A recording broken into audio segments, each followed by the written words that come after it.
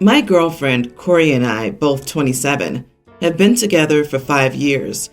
I've known her family for a long time and have formed a good relationship with her dad. We golf and watch sports together, and I consider him a friend. Like 3 years ago, it came out that Corey's mom was having an affair. Her dad moved out, and her mom went nuts. I stayed out of it, but I refused to accompany Corey to her mom's house.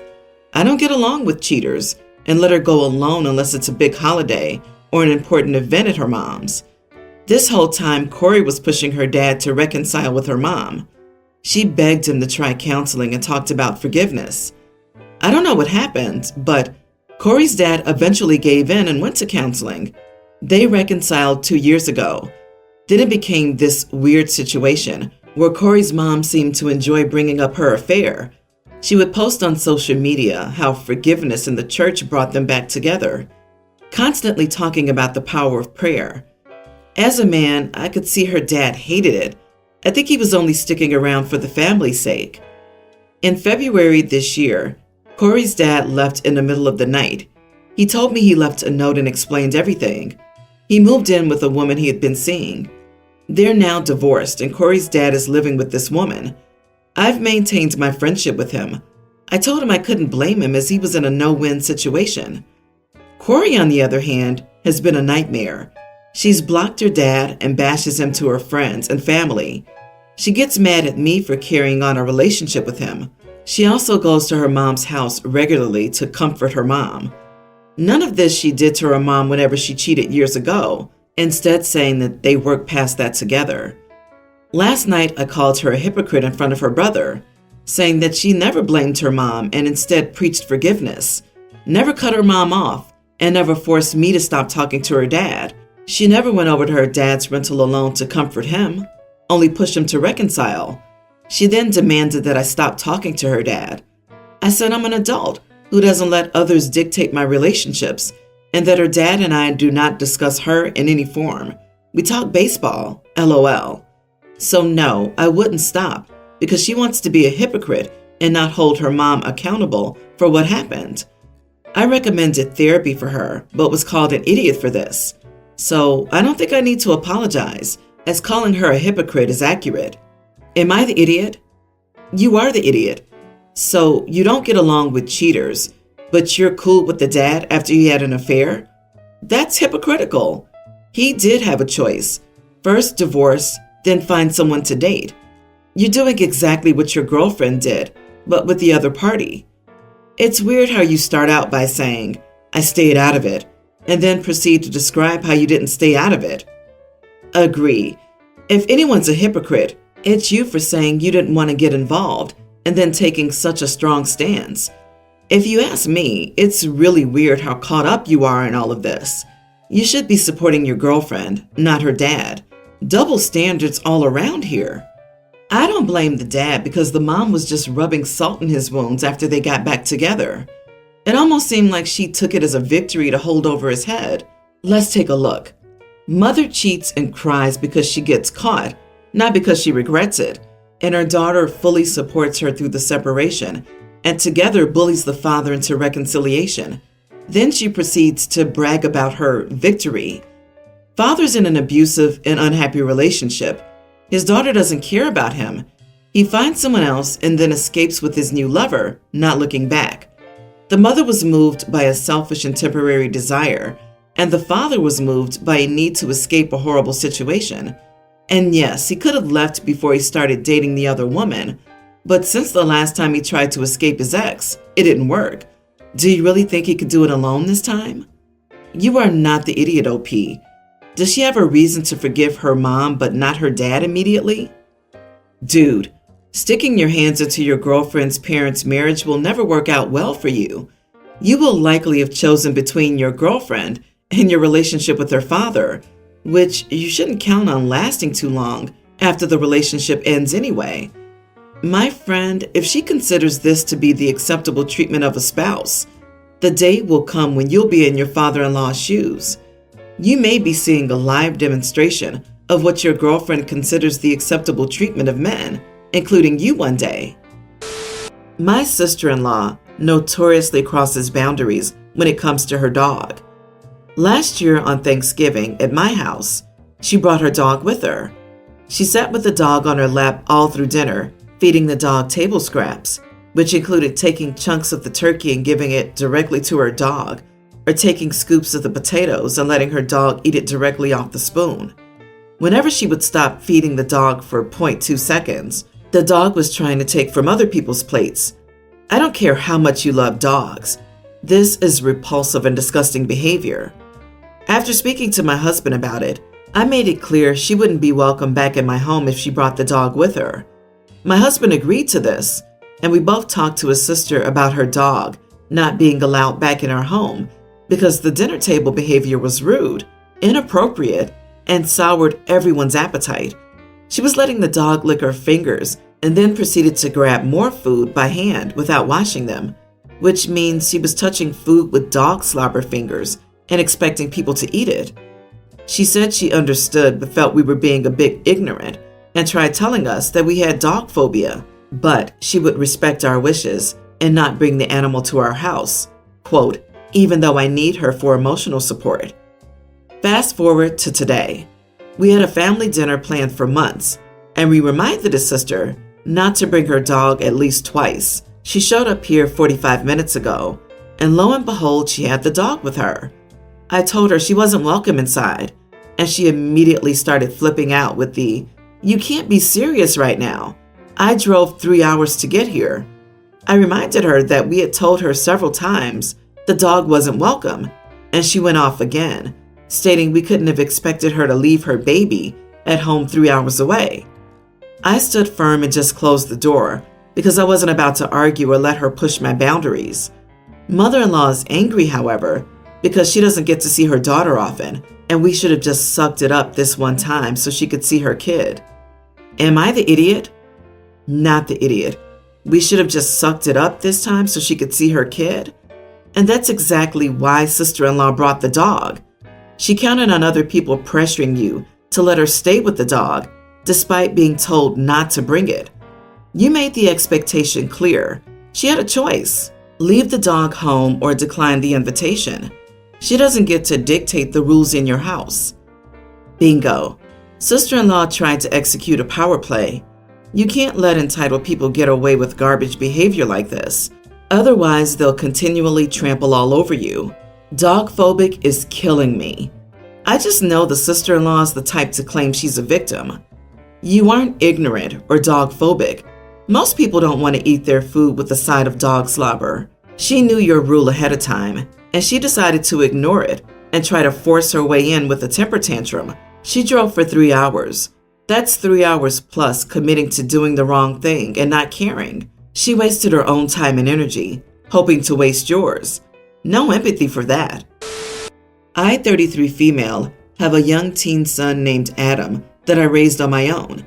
His dad, Chris, 34, was someone I met in college. We had mutual friends and started dating when we were 18 and 19 years old.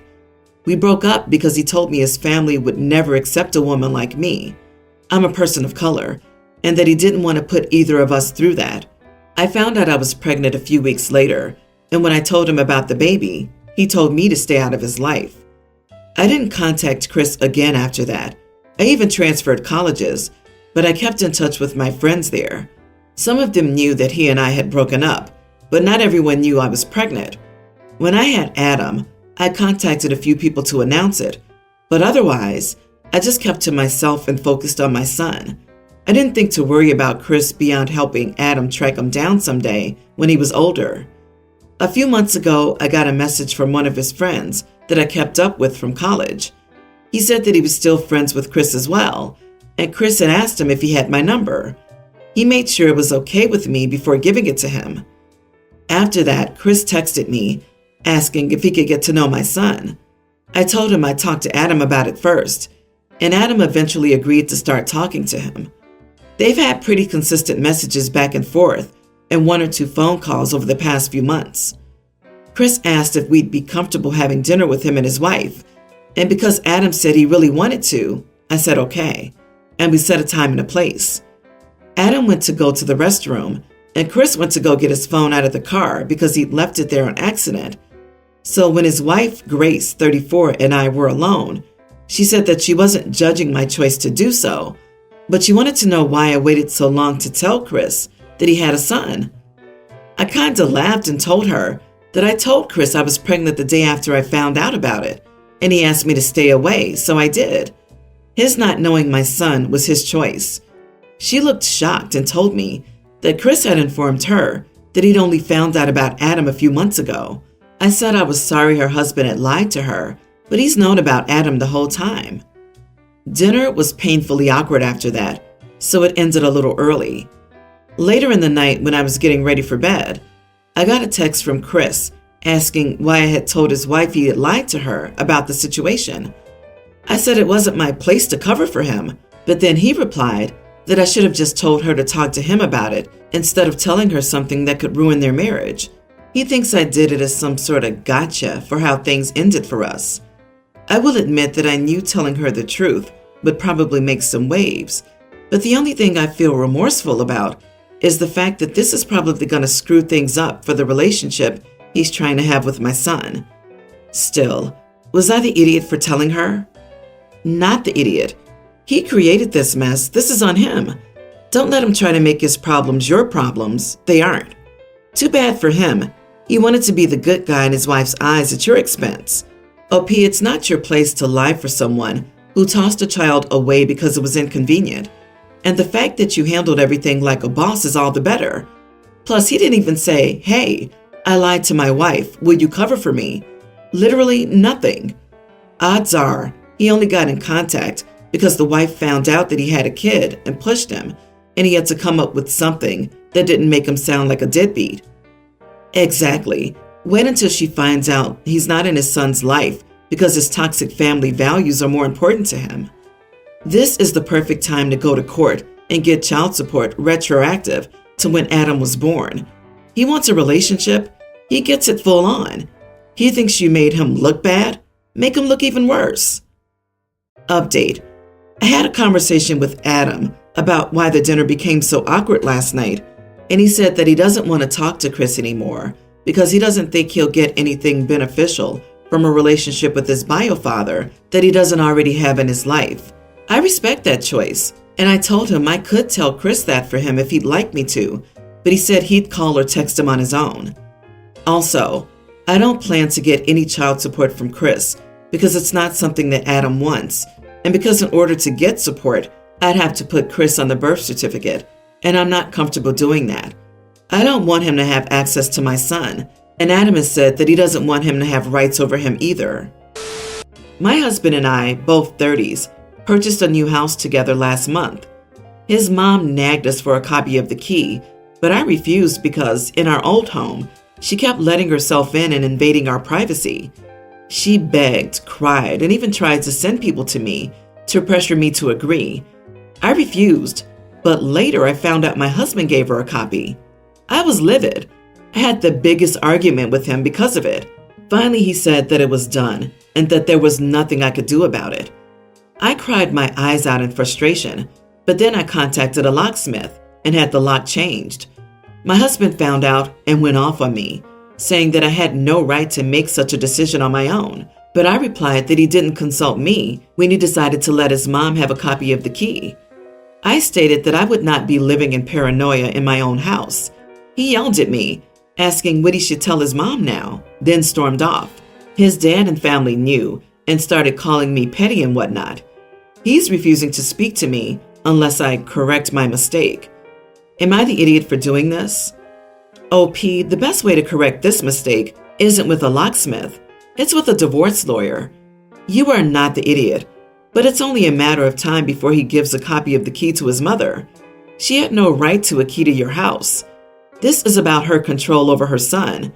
He needs to know that having a key is about her control over him, and by extension, you. This is not normal behavior for normal people. What the heck? Nosy, interfering mother-in-law? Get the heck out, OP. Agree. Girl, you need to get out of there. Out of that house, out of that marriage, away from that whole family. Sell the house and return the soon-to-be ex-hubby back to his parents. He has no respect for you, your decisions, or your privacy. He and his mommy and her minions will continue to demand you fall in line with her demands. Run like the wind. OP, changing the locks shows you will not cede your authority in this game that they made the rules for. He will, of course, give her a new key and not tell you, but she'll be unable to resist using it, and this argument will start all over again. So knowing that this will be lather, rinse, repeat, what will you do next time? Correct your mistake by serving him divorce papers. I, female 31, am a stay-at-home mom with 2 kids. My husband dedicates most of his salary towards the kids and household, but has a safe that he puts money in every month. I didn't make a fuss over it because he said that he saved that money for an emergency. I asked for the password countless times, but he refused to give it to me and said that in case of an emergency, all I needed to do was inform him. He went on a 2-day business trip. Our son got sick, and I had to take him to the hospital. The problem is he needed medication, but I didn't have any money except what was in the safe. I called my husband, but he didn't respond. I texted him, explaining the situation, but he refused to cut his trip short and come home. I asked how I was supposed to get the money for the medication. He suggested that I either A, wait for him till he gets home, or B, borrow the money from the neighbors. I just had it. I hung up and went to the garage to grab a crowbar, then took it to the safe and opened it. I took the money I needed, about $60, and went to the pharmacy store to get the medication. My husband came home a bit earlier, and when he saw what I'd done to the safe, he flipped out and started freaking out on me. I said I had no choice, and all his suggestions were unreasonable and illogical for me to even consider. He yelled, saying that I breached his trust and his boundaries and should have never touched the safe, much less used the crowbar on it. We had a big argument, and he kept saying that I had no respect for him, his income, and his instructions. Then he completely refused to speak to me and threatened to move the safe since he no longer trusted me around it. Was I wrong for the steps I took? Should I have tried another alternative? Edit. I didn't have any credit cards because he's the one that normally has them since they're in his name. I also don't have a bank account to be able to own a credit card. Not the idiot, but you are endangering yourself and your kids by staying with him. Not only is he financially and emotionally abusing you, but he's perfectly content with withholding medication for your child. No future with a man like that'll be good. The sooner you get out, the sooner you can build a life for yourself where you're not dependent on someone who clearly only cares about himself and enjoys watching you and your child suffer. Girl, this doesn't curl all the way over. The fact that you don't have your own bank account and are solely relying on him for money is scary. Why don't you have any readily available resources? Your partner should want you to have readily available resources. Please consider that this situation is more nefarious than you realized. OP, you're being financially abused, plain and simple. Aside from that, which is bad enough, your husband suggested having your child wait for him to get home for your child to get medication. Did I read that correctly? That is absolutely wild. Your husband is manipulating and controlling you and doesn't seem to care about either you or your child. Please consider a divorce.